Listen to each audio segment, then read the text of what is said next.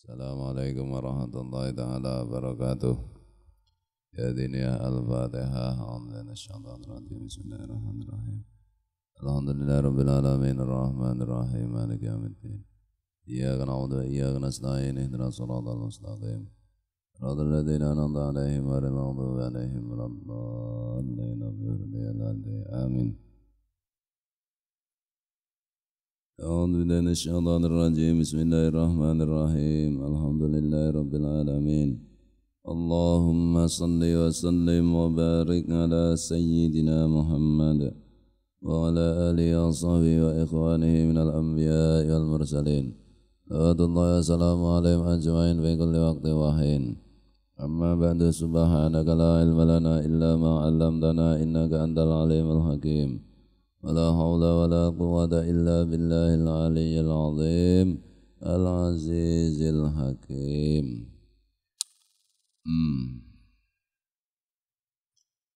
وقال Hujjatul Islam rahimahullah.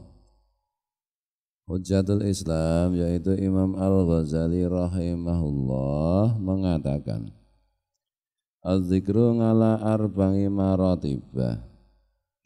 Zikir itu terbagi menjadi 4 tingkatan. Al-ula dzikrul lisani faqat.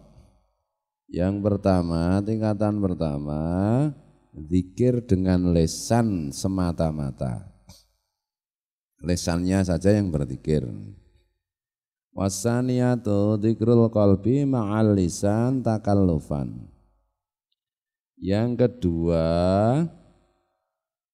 zikirnya hati disertai lisan secara takallufan, secara apa ya, merti-merti gimana jadi dengan dengan susah payah, kadang teringat kadang enggak. Wasalisatu dzikrul qalbi tab'an wa huduruhu ma'al lisan min ghairi takallufin. Yang nomor 3, zikirnya hati itu sebagai sebuah watak kebiasaan, dan hadirnya hati itu disertai lisan tanpa susah payah. Warabi'atu, yang tingkatan nomor 4, istilahul madhkuri alal qalbi wastighraquhu bihi. Yang nomor 4 yaitu menguasainya zat yang dizikiri yaitu Allah atas hati. Jadi istilah nengkono itu memenuhinya, lebih tepatnya mungkin memenuhinya zat yang diingat yaitu Allah atas hati, dan tenggelamnya hati kepada Allah, kepada yang diingat. Jadi hati itu dipenuhi bahkan tenggelam dalam Allah. Jadi tingkatan yang pertama kan tadi zikir dengan lisan saja, jadi lisannya zikir tapi hatinya kemana-mana mungkin. Yang kedua atau yang pertama lisan tadi semata-mata itu kadang-kadang yang dibaca apa itu tidak tahu maksudnya, tidak tahu artinya. Mungkin anak-anak kecil, mungkin ya orang tua tapi tidak paham artinya yang dibaca itu. Yang kedua, hati itu berzikir disertai lisan tapi harus dengan susah payah. Kadang teringat kadang enggak. Yang ketiga yaitu zikir hati itu sudah menjadi kebiasaan. Hadirnya hati disertai lisan itu tanpa susah payah, jadi sudah otomatis. Yang nomor 3 yaitu hati itu sudah dipenuhi Allah yang diingat dan bahkan tenggelam. Qala Imam Al-Ghazali menjelaskan, wal martabatul ula qalilatun nafni. Martabat atau tingkatan yang pertama itu sedikit manfaatnya. Wa dha'ifatul asari, dan lemah asarnya, lemah bekasnya itu tidak terlalu membekas, lemah. Yakni biha dzikral lisani manga ghaflatil qalbi. Yang dimaksud adalah zikirnya lisan disertai sementara hatinya itu lalai, itu bekasnya kurang membekas dan manfaatnya sedikit. Sedikit itu tentu kalau dibandingkan tingkatan-tingkatan yang di atasnya, kan itu tah. Kalau dibandingkan tidak zikir ya manfaatnya sudah banyak sekali. Ya, Imam Al-Ghazali tentu saja dibandingkan tingkatan yang di atasnya dan di atasnya itu.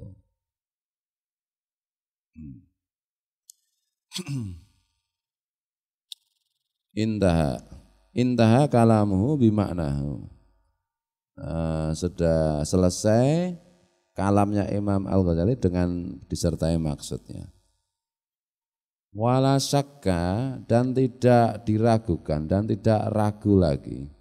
Anna dzikral lisani ma ghaflatil qalbi qalilatul faidati wan naf'i.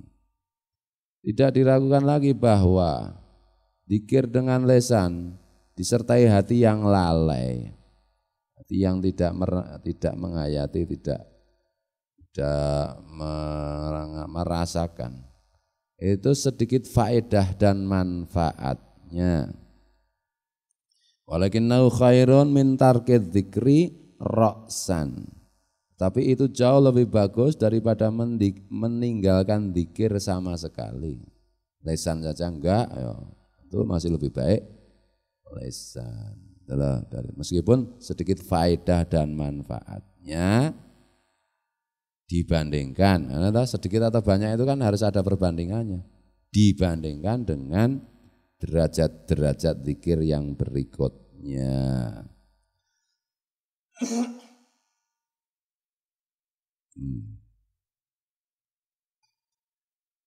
Ya, ada kalanya kan zikir itu dimulai dari hati, kemudian lisan mengucapkan. Ada kalanya lisan, terus nanti hati yang ikut. Itu anunya aja bentuknya. Kadang-kadang lisannya zikir, hatinya lalai, tingkatan pertama.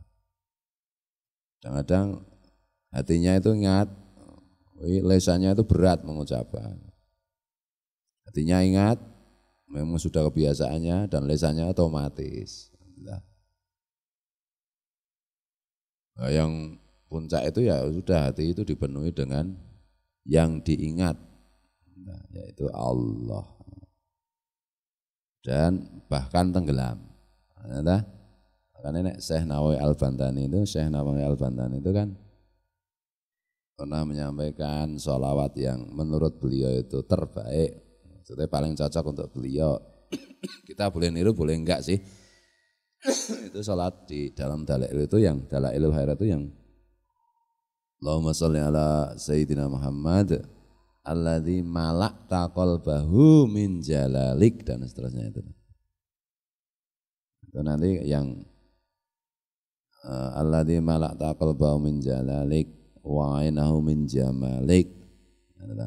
Ya Allah, limpahkan sholawat kepada Nabi Muhammad SAW dengan sholawat yang memenuhi hati beliau atas keagunganmu. Jadi maksudnya itu hati Rasulullah kan dipenuhi dengan rasa mengagungkan Allah, ya. Istilah ul-madhkur kan itu, selalu itu. Kita dengan membaca salat itu maksudnya kita berdoa agar hati kita juga mewarisi seperti itu.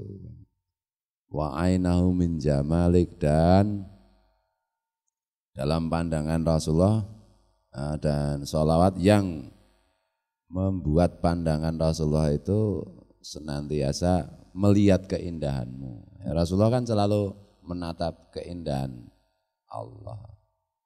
Fa asbaha farihan. Nah, maka kemudian jadilah beliau menjadi farihan, gembira.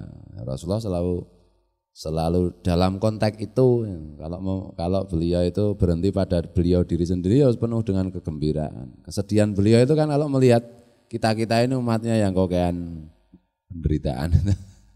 Harisun alaikum azizun alaihim itu mana ya, terasa berat oleh beliau penderitaan kalian ya. Dalam konteks beliau pribadi kan dipenuhi dengan farihan, kebahagiaan, muayyadan dan kokoh, mangsuron dan senantiasa tertolong. Tertolong itu sebuah kebahagiaan. Wa ala alihi wa sahbihi terus apa? Wasallim taslim, ya. Walhamdulillah ala dzalika ya. Nah, biasa kita baca itu. Kalau mau doa salat Isya, habis salat Isya. Tuh, adalah. Jadi kalau orang itu sudah sampai di situ, itu sudah melihat hakikat kehidupan, karena sudah melihat keindahan wajibil wujud dan itu, keindahan wajibil wujud itu maksudnya keindahan Allah. Sudah sampai kepada makom Muhammadiyah. Muhammadiyah bukan organisasi kan, itu terminologi tasawuf. Maka tidak ada duka cita, semua keinginan tercapai. Nah, disitulah waliullah itu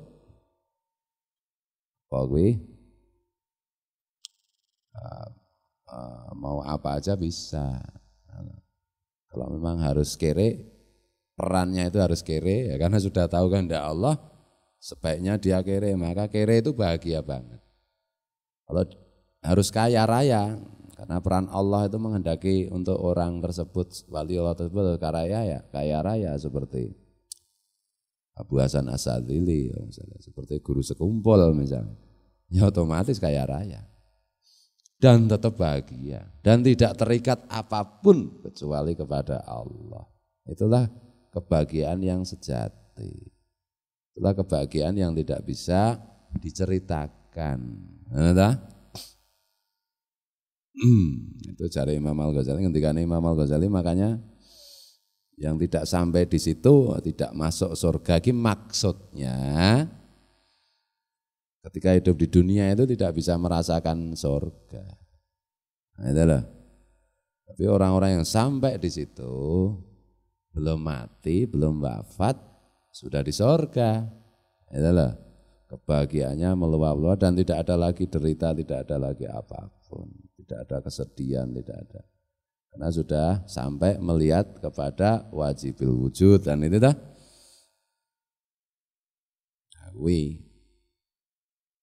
Nah, langkahnya ke sana kan tentu saja, jalan menuju ke sana kan tentu saja tidak mudah. Itu dah.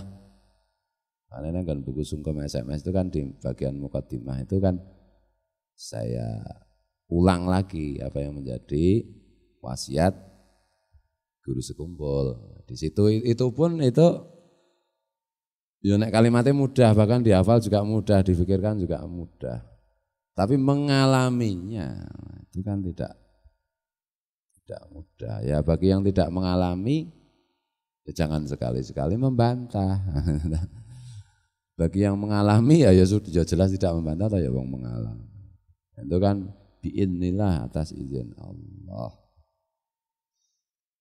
Nah, nanti kaitannya kan itu dengan ilmu muamalah, ilmu syariah dan seterusnya adalah kenapa kita tidak boleh terlalu mencintai hal-hal duniawi, kenapa kita tidak boleh menjadikan tujuan hidup kita itu semata-mata untuk seperti itu. Kenapa kita tidak boleh punya sifat-sifat yang buruk dalam hati, tidak boleh sombong, tidak boleh iri, tidak boleh pelit, tidak boleh penakut, harus pemberani, harus murah hati, harus welas asih, harus dan seterusnya itu ya, persiapan itu. Harus sholat 5 waktu, harus membaca sholawat, caranya membaca sholawat juga sudah saya terangkan lah, seperti Guru Sekumpul menjelaskan itu. Dan itu terus menerus entah berapa. Tapi kalau kita masih belum bisa seperti itu ya susah sampai. Nah, kebanyakan orang terjebak pada sekedar ritual, rajin puasa sunat, rajin sholat sunat, tetapi hal-hal pokok justru tidak diperhatikan. Nah, karena kalau ngaji beneran itu enggak enak, karena diingatkan hal-hal yang pokok terus. Enggak enak, kalau enak itu ngaji yang enggak beneran tuh enak, cocok. Maka kalau ngaji beneran ya susah ngumpulin banyak orang, enggak enak. Parman aja sampai kurus kering gitu. Aku dasarin aku itu. Enggak enak, kesindir ke ini terus aja. Kiainya juga rewel, susah ngelayaninya. Ini yang saya lihat itu bukan perilaku, bukan, tapi hatinya. Ya, susah memang. Aku mbiyen berguru karo kiai itu ya habis-habisan, hancur lebur tulangnya saya itu. Ya, daripada hancur lebur tulangnya nanti kalau sudah dikubur, lebih baik hancur lebur ketika berhadapan dengan guru. Itu dah. Daripada disiksa di akhirat, lebih baik tersiksa ketika mencari ilmu, tersiksa batinnya. Ini belum seberapa. Aku belum tega itu, belum terlalu tega lah. Kudune margi deplok, belum. Jadi tidak mudah memang. Pameneh karena kita godaan untuk kita manusia akhir zaman lebih banyak lagi ragamnya, asalnya, bentuknya, kamuflasenya, ayo lebih berat lagi, lebih berat lagi. Maksudnya ini lebih memeng ngaji,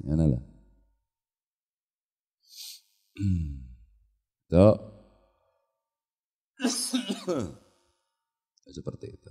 Saya cuma bisa menjelaskan aja.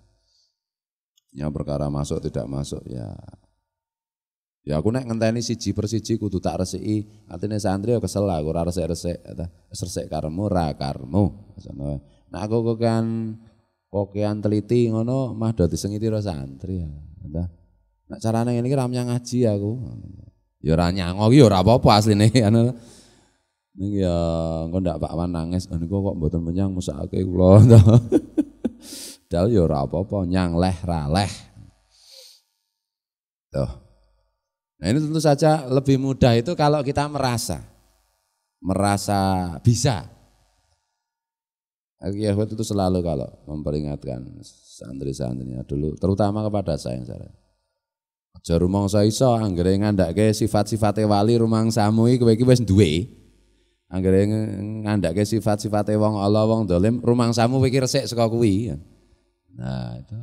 Kan ngono kuwi ta nek ngaji para wali padha iki aku ya wis melihat, berarti aku termasuk orang yang melihat keindahan wajibil wujud gitu berarti. Diam-diam. Jangan-jangan saya wali kutub ini. Pak Kiai belum sampai kemana-mana, saya sudah kutub duluan ini. Nah itu loh. Wali kok, nek cara Guru Sekumpul, wali kok jangan-jangan. Ya wali jangan-jangan itu namanya. Wali kok jangan-jangan, itu namanya wali jangan-jangan. Tidak mudah memang untuk itu dan ya. Nah kebanyakan orang tertipu pada hal-hal yang tidak penting. Dikira kedudukan di dunia, popularitas, uang yang banyak, mobil yang mewah, rumah yang mewah, itulah puncak kebahagiaan. Padahal enggak ada apa-apanya semuanya itu. Benar-benar enggak ada apa-apanya. Enggak ada apa-apanya. dibandingkan dengan kebahagiaan melihat keindahan wajibil wujud itu enggak ada apa-apanya, itu cuma sekian triliun. Puncak kebahagiaannya orang yang paling sukses di dunia itu cuma seper 1 triliun dari kebahagiaannya waliullah tingkat awal. Tingkat puncak. Jadi kebahagiaannya waliullah tingkat awal aja sudah 1 triliun kali kebahagiaannya orang yang paling sukses dalam memburu dunia. Itulah. Maka bodoh kalau orang itu beranggapan bahwa pencapaian dunia itulah tujuan. Karena itu kesenangannya sedikit, kebahagiaannya sedikit. Ya, Bismillahirrahmanirrahim. Ya iso wae kalau Allah menghendaki itu enggak usah ngapa-ngapain ya langsung diberi kesempatan diangkat derajatnya menjadi waliullah. Padahal ya Fatihah ya ora fasih misalnya gitu. Salat sunat ya keset. Ngaji ya rong suwe. Ngerti-ngerti Allah wis diangkat menjadi waliullah ya iso. Jangan-jangan saya itu. Loh kok jangan-jangan wali enggak ada, wali jangan-jangan itu enggak ada. Wali itu bermacam-macam, tapi jenis wali jangan-jangan itu enggak ada. Yakin aku berarti. Kok terus malik. Bismillahirrahmanirrahim. Makanya penting itu buku. Buku itu dibaca berulang-ulang penting. Yang sampai biarlah sampai. Yang tidak sampai setidaknya itu menjadi penggembira bagi orang-orang yang sampai. Dan jadilah orang itu, Rasulullah itu kan berwasiat kepada Sayyidina Ali.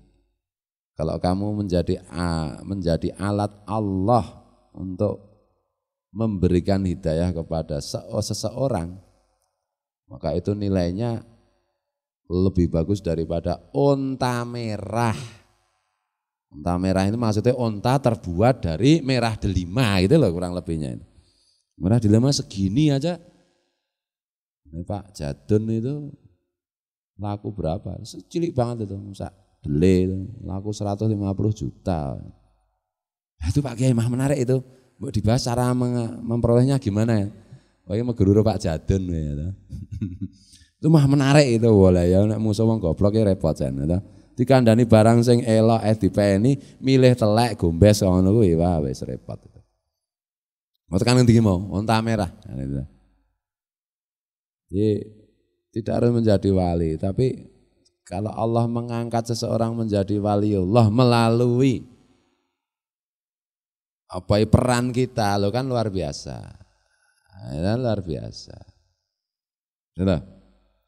Imam Al-Ghazali itu melampaui guru-gurunya, ya dah, melampaui teman-temannya. Ya dah. Nah, semua menjadi mulia karena kemuliaan Imam Al-Ghazali. Ya dah. Sehingga kayak widang Imam Al-Ghazali melu mulya kan gitu ta. Sebagaimana Ashabul Kahfi itu anjingnya Ashabul Kahfi aja masuk surga. Itu anjingnya kan itu. Nah, makanya penting itu, buku itu penting. Makanya Pak Wan dirungokke nek soal buku kuwi. Paketang ya rada ngawur sithik-sithik. Yalah.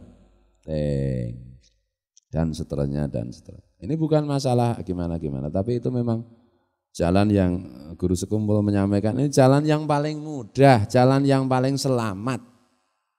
Itulah. Yang di mukadimah itulah. Memang itu tidak saya jelaskan secara rinci supaya orang yang tidak berbakat untuk cerdas itu tidak malah tersesat. Entah. Tapi orang yang berbakat dengan isyarat sedikit itu akan melaju. Entah. Ada kalanya kan banyak ilmu tidak boleh diceritakan kepada sembarang orang kan itu. Tapi itu secara umum insya Allah cukup. Bagi yang bodoh ya cukup, bagi yang pintar cukup. Bagi yang berbakat cukup, bagi yang tidak berbakat ya cukup. Bagi yang cerdas ya cukup, bagi yang delongap ya cukup. Entah. Kabeh cukup lah insyaallah. Bismillahirrahmanirrahim. Nah, Imam Al-Ghazali juga memberikan satu resep. Kebanyakan waliullah itu kan dimulai dengan sakha, murah hati. Murah hati itu tidak harus memberi, suka memberi. Benak tahu Pak Wan, tidak harus memberi Pak Wan. Yang penting suka memberi. Maksudnya suka memberi, kalau ada ya keinginannya cuma memberi aja. Oh, cuma keinginan Pak Wan, tidak harus memberikan. Keinginan aja udah cukup. Sakha, murah hati. Dimulai kebanyakan waliullah, dan itu wasiatnya Rasulullah kepada Sayyidina Ali ya. Itu dimulai dengan sakha. Ini wasiat Mustafa ya Kak ya. Dengan sakha, dengan murah hati. Murah hati itu sekali lagi tidak harus memberi. Ada kalanya orang murah hati itu diberi Kak. Ada kalanya. Lah orang duwe, ya. Isane diberi, ayo diberi aja. Dengan senang hati, anak iki cocok iki. Wong Indonesia kabeh cocok ya. Anggere ana bantuan untuk tunai untuk orang kere, nu kabeh ngaku kere ya. Wah. Suka memberi kan ada kalanya menerima Pak Kiai. Wah, aku nek musuh wong uteke koplak jen angel lah rembugane ta. Nah, jadi itu apa? Sakha, suka memberi. Mulai dari itu. Dan hati-hati itu.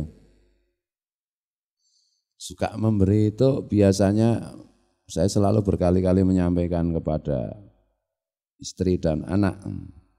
Nah, kadang-kadang kan juga ada orang datang bawa proposal untuk masjid. Nah, itu kalau begitu tak ingatkan lagi. Kalau kamu paling demen nyumbang masjid, tidak disertai dengan demen menolong orang, tidak disertai dengan demen memberi kepada manusia, kamu pelit. Karena ciri pelit itu suka sekali sedekah, infak, sedekah, semua untuk masjid. Nah, material toh masjid itu. Ya dah? Hati-hati itu. Dan berkali-kali saya kasih contoh. Orang zaman dahulu, orang zaman yang akan datang. Gitu. Jadi makanya kebanyakan masyarakat itu nek dijaluki bantuan untuk masjid kan itu dah. Itu kebanyakan berarti pelit. Tapi untuk manusia, memberikan kepada manusia itu tidak bersemangat, itu pelit, ciri pelit itu gitu. Tapi itu masih lebih baik dengan masjid, minimal dengan masjid tidak pelit. Tapi itu masih ciri orang pelit. Nek karo masjid kuwi ya pelit. Nek karo wong lumo ora mungkin. Ora mungkin. Itu dah ora mungkin. Nek karo wong lumo mesti karo masjid ya. Itu dah. Nek karo masjid lumo, karo musala, karo ya bentuk-bentuk bangunan lah yang berwujud bangunan. Ora berwujud menungso. Nah, itu ya masjid itu nanti bisa juga dengan partai. Banyak orang tuh karo partene nyumbang sak akeh. Ning sedulure megap-megap ra iso mangan ya meneng ae. Nah, itu hati-hati. Kita belajar dari kasus-kasus yang sudah ada. Dan kita meneliti diri kita sendiri-sendiri, jangan meneliti orang lain. Jenengan gene neliti wong liya. Nek dadi santriku, nek wis ora dadi santriku, mbok arep jungkel jembalik mangan tai bakar nek tak ta. Wis ora tanggung jawab apa. Ta. Nek iso dadi santri ya, mula penak nek karo aku ki nek dudu santriku malah tak sanak ta. Tak cium tak peluk cepok kan ta. Ora tanggung jawab aku. Ini dari santriku mung tak ajar ya ta. Wah jane mah penak ador Pak Kiai. Nek ador Pak Kiai malah penak mbuh Islam mbuh ora mbuh ateis mbuh teis, malah Pak Kiai ketemu salaman peluk-pelukan. Wah. Cepok kan ta. Lah aku ora tanggung jawab kok. Nek dari santriku ya engko nek ana apa-apa kowe iki nuntut aku masalah iki kan ta. Sadurunge tak tuntut polose, ngono ta? Maksudnya ben apik sehingga tidak nuntut nanti. Bismillahirrahmanirrahim. Wes kesel lagi. Kilali ba'dil arifin wallahul muwaffiq ila aqwamit thariq wallahu alam. Assalamualaikum warahmatullahi taala wabarakatuh.